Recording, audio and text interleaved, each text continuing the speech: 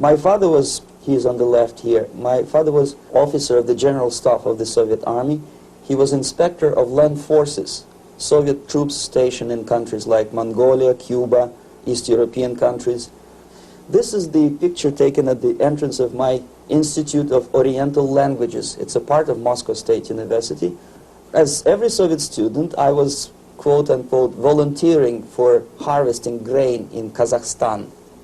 By the end of my training in school, I was recruited by the KGB. This picture was taken on that day, and you can see again how happy it feels to be recruited by the KGB. Pay special attention to number of bottles on the table. One of my functions was to keep foreign guests permanently intoxicated the moment they land at Moscow airport. In 1967, the KGB attached me to this magazine, Look magazine. A group of 12 people arrived to USSR from United States to cover the 50th anniversary of October Socialist Revolution in my country. From the first page to the last page, it was a package of lies.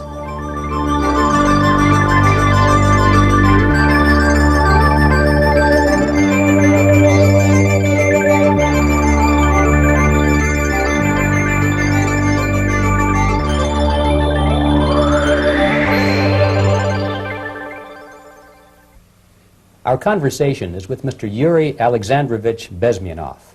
Mr. Bezmenov was born in 1939 in a suburb of Moscow. He was the son of a high-ranking Soviet Army officer.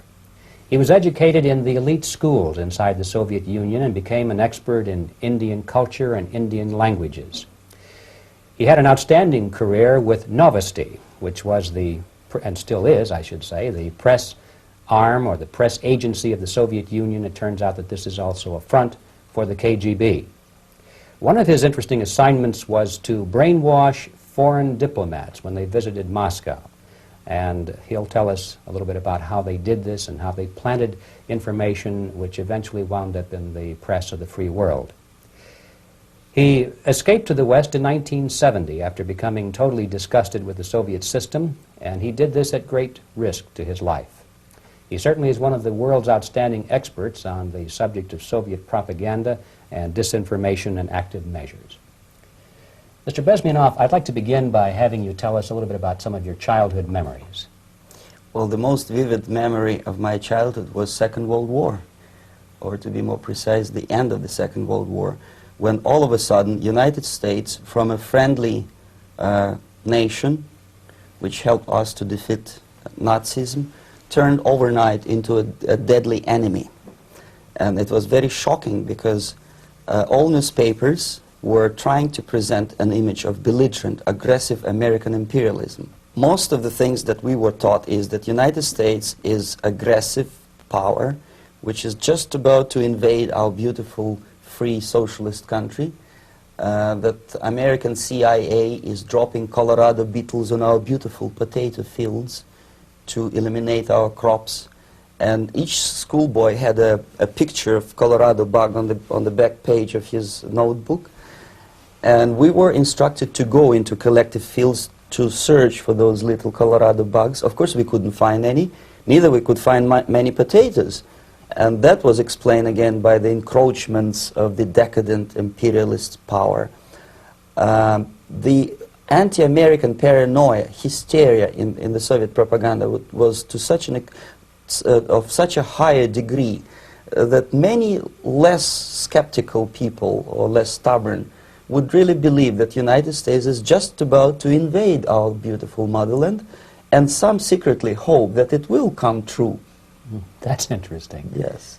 Well, getting back to life inside the Soviet Union or inside communist countries in general, in this country, at the university level primarily, we read and hear that the Soviet system is different from ours, but not that different, and that there is a convergence developing between all of the systems of the world, and that really it doesn't make an awful lot of difference what system you live under, because you have corruption and dishonesty and tyranny and all that sort of thing.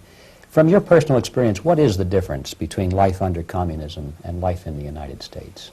Well, life is obviously very much different for simple reason that the Soviet Union is a state capitalist economically. It's a state capitalism where an individual has absolutely no rights, no value, his life is nothing, it's just like an insect. He is disposable, whereby in the United States even the worst criminal is treated as a human being, he has a fair trial, and some of them capitalize on their crimes. They publish their memoirs in their prisons and get handsomely paid by your crazy publishers. The differences, of course, in the daily life are very various, depending on whom we are talking about. In my own private life, I never suffered from communism simply because I was brought up in a family of high-ranking military officer. Most of the doors were open for me. Most of my expenses were paid by the government, and I never had any troubles with the authorities or with the police. So, in other words, I would say I enjoyed, or I had good reasons to enjoy, all the advantages of so-called socialist system. My main motivations to defect had nothing to do with affluence. It was mainly moral indignation, moral protest, rebellion against the inhuman methods of the Soviet system. Well, specifically, what did you object to?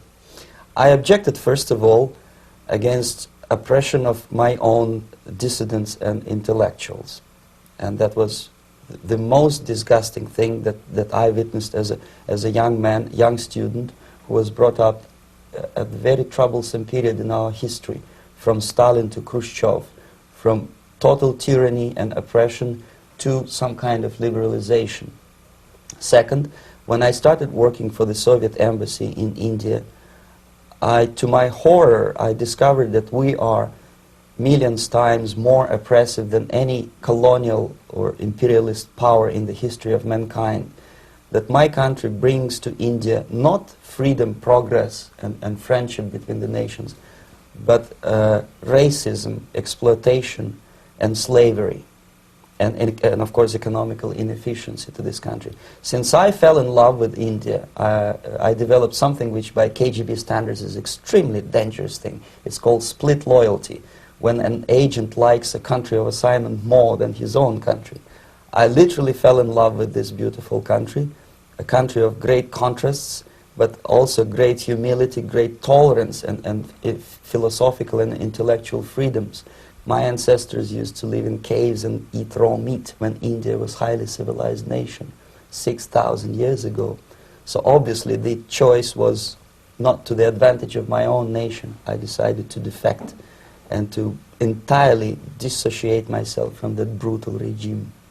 Mr. Bezmenov, we've read a lot about the concentration camps and the slave labor camps under the Stalin regime. Now the general impression in America is that those things are part of the past. Are they still going on today, or what is the status? Yes. There is no qualitative change in the Soviet concentration camp system. There are changes in numbers of prisoners. Again, this is unreliable Soviet statistics. We don't know how many political prisoners are there in the Soviet concentration camps. But we sure know from various sources that at each particular time there are close to 25 to 30 million of Soviet citizens who are virtually kept as slaves in forced labor camp system. The size of the population of a country like Canada is serving terms as prisoners. Incredible. So I would say that those intellectuals who try to convince American public that concentration camp system is a thing of the past are either conscientiously misleading public opinion, or they are not very intellectual people. They're selectively blind. They lack intellectual honesty when they say that.